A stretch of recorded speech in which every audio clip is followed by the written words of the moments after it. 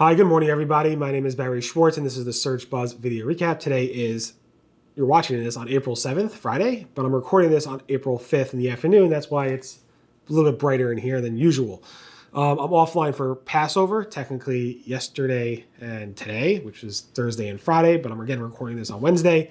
And everything you see recorded and published and pushed out on social and videos and on the blog and so forth are all pre-written and pre-scheduled, just like this video. This week, although I'm not sure what's going to happen towards the end of this week, hopefully no Google updates, but there were some early chatter around Monday or so of a unconfirmed Google update. It was very weird. Not sure what's going on there.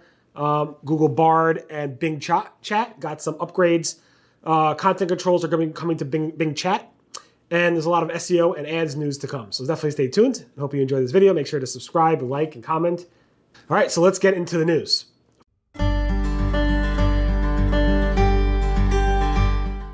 First up, I posted the Google Webmaster report for April 2023, where I sum up pretty much all the major things that happened over the past month. Of course, we had the end of the February 2023 product reviews update. We had the Google March 2023 core update that started and ended in March.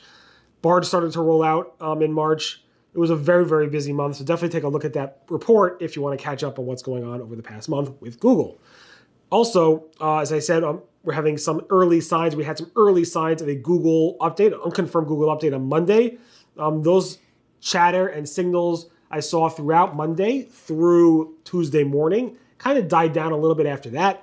Google did not confirm any update. It was weird that most of the tools didn't even pick up on it. I think one tool picked up on it, but most of the tools did not. But there was definitely chatter and other signals that I saw based on there being a possible Google update. Again, Google did not confirm it, and so forth. So definitely, if you saw something on Monday, you were definitely not alone. Google Bard got better. Google Bard got better supposedly at math and logic responses. This came from Jack, who's leading up the Google Bard team at Google. He said this is done by incorporating PaLM, which is a Google language model, into Google Bard to help them achieve these types of upgrades. He said now Bard will better understand the response to your prompts for multi-step words and math problems with coding coming soon. These improvements make it even more useful for people to use.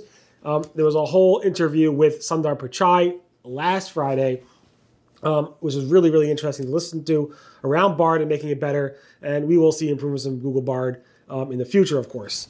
Also, Bing Chat got a bunch of upgrades as well. Let's go through some of them. One is now if you ask Bing Chat, it will give you videos and images in the chat response. It also said they improved local results somehow. They also went ahead and added Bing Chat to their sidebar. They also doing obviously image creator in Bing Chat in the creative mode, which we discussed last week. There's other things that are coming. So the CEO of Bing basically said they're going to be integrating Bing Chat into Bing Translate at some point.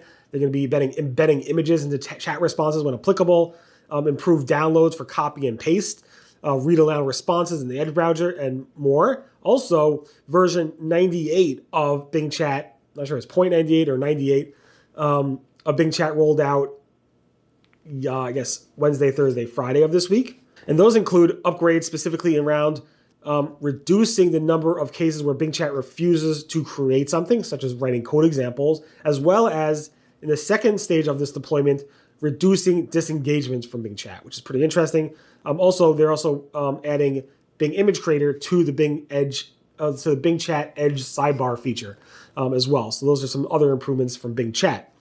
Fabrice Cannell, who I helped interview on a Dudok webinar, told us a lot of cool things. And one thing he talked about a little bit was how Microsoft is building controls, Bing is building controls to control what content Bing Chat versus maybe Bing Search could actually index and understand and comprehend. I asked him about this, and Fabrice said, I discussed on Twitter that I'm working on this. We should be able to announce something next month, which is this month, April. We truly believe that there is something about publisher, and so we will announce something this month, specifically around, my question was around controls for Bing Search versus Bing Chat. And they're going to announce something soon. We will see when they announce and how that works. I assume either through Webmaster tools or robot.txt file or something like that. Would be very interesting to hear. There was some speculation and rumors and speculation around potentially Google's remove outdated content tool being able to remove competitors' information. Danny Sullivan said it's not possible. The tool will remove information when to page 404. So if you find a competitor site or page that actually is removed and you want to remove that, you can do that if the page returns a 404 error. Also, you could do it where it actually removes the actual cache and snip it if the page was actually updated and the words that you're are not in the cache are no longer in the live version. But it won't remove that page. So very interesting discussion. I'm not sure if this is true or not, but this is from Brandon Mercer from the Hearst newspaper that said he saw examples of this and he's very nervous about that, and so are the publishers. Danny Sullivan from Google did say he will pass it along, but he doesn't suspect it does work. We will see. I haven't seen many examples of this, but we will see. Google's John Mueller spoke more about the content of using AI to create content. And while Google's response and Google's official response around using AI for content is they said it's fine, assuming the content's great, we will want to index it and serve it, as long as that content is helpful and answers the user's question. Sure, that's what Danny Sullivan's response was a couple months ago.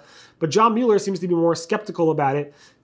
He basically gave off a bunch of tweets in the past couple weeks around questions around using AI or ChatGPT or Google Bar to actually create content for your website. One response, he said, it's like using food with only 20% toxic chemicals. Sounds tasty, he said. He also said, if you have an important legal case, would you want your lawyer to use ChatGPT or Google Translate to make arguments before the judge?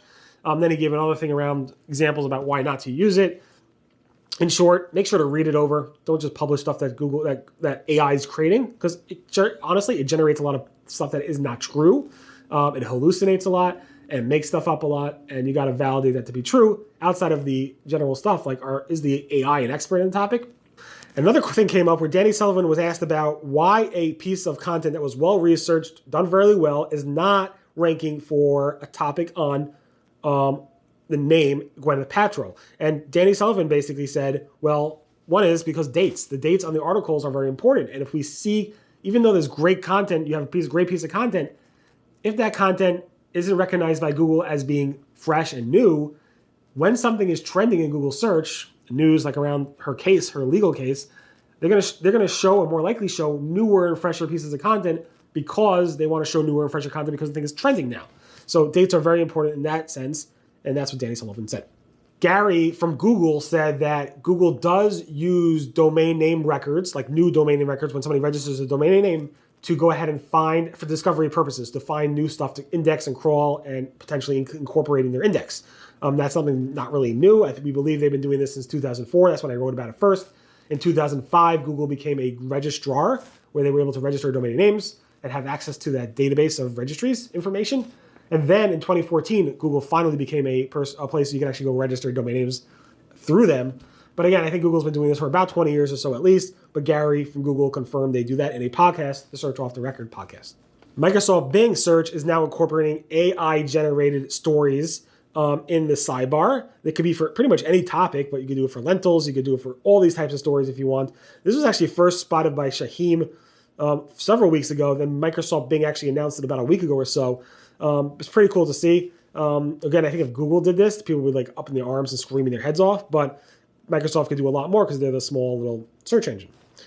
Google launched a bunch of travel and hotel and flight information features in search. Specifically, now there are hotel stories that if you click on a specific hotel, it would generate a story based on the information you have about that hotel through photos and so forth. So it's pretty cool. You don't have to do anything as a hotel property. It's just there. Also, Google's testing flight price guarantees where they will back up the price of their estimates and say, we will give you the difference through our guarantee, which is pretty cool. They're testing that right now. And Google added us some new discovery options directly in the travel features. So you can definitely take a look at it as well. That gives you ideas on how to experience the location you're traveling to. Google Maps did a lot of blocking of fake reviews and fake information over the past year. Google released their annual Google Maps transparency report, or whatever you want to call it. And they said that they blocked about 115 million reviews. They blocked 250 million user-contributed photos, 7 million user-contributed videos, and prevented about 20 million Google business profiles from being generated and used in 2022. This was all mostly up from the previous years, whereas in 2021, they had blocked 95 million as opposed to 115 million. And so for the whole chart showing how much they did and improved. Also, what's interesting is Google's AI is being used to detect and prevent fake business profiles photos from being uploaded that have fake phone numbers in them. So people wouldn't call the phone numbers in those photos. Interesting. I've seen that before, and it's good that Google's actually taking action on that. Google is testing local pack results that when you mouse over them with a click, you click on the result and mouse over them, it will pop up the local profile of that business, the business profile listing, directly in the web search as opposed to going to the Google Maps result interface directly for it. Usually when you click on it, it will take you to the map interface. Now it's just leaving you in the web search interface as a test to show the business profile, which is pretty cool. That was spotted by Colin. Google Maps is also testing a new local pack / map interface in the web search results where if you mouse over the map pack or the map interface, it will actually scroll open and show a larger map and really do interactive stuff with it. This is spotted by a bunch of people and also in the local search forums. Elizabeth Rule spotted this and also Bastier on Twitter. So nice find. I can't replicate this myself. I tried numerous times, but it's pretty cool. Google Ads has a new appeal warning dialog menu. So obviously when you appeal a Google Ads disapproval or violation, you have the ability to check off a box called make changes to comply with this policy. But now when you check it off, it gives you a little notice saying it is important that you fix any policy violations before appealing. If you try to appeal too many ads that haven't been fixed, we will limit how often you can appeal policies and decisions. So supposedly that warning is new. That was spotted by PPC Greg, and he said that is new. And finally, just again, a reminder that I'm offline for Passover. This video was recorded. All the content was recorded and pre-written and scheduled to go live today on Friday. But again, Thursday and Friday, I am offline. I will be offline again next week on Wednesday and Thursday for last days of Passover. So all those celebrating, have a nice Passover, have a nice Easter, and everyone have a great, healthy, safe weekend. Hope you enjoyed the video. Again, please subscribe and like, and I'll speak to you guys next. Bye-bye.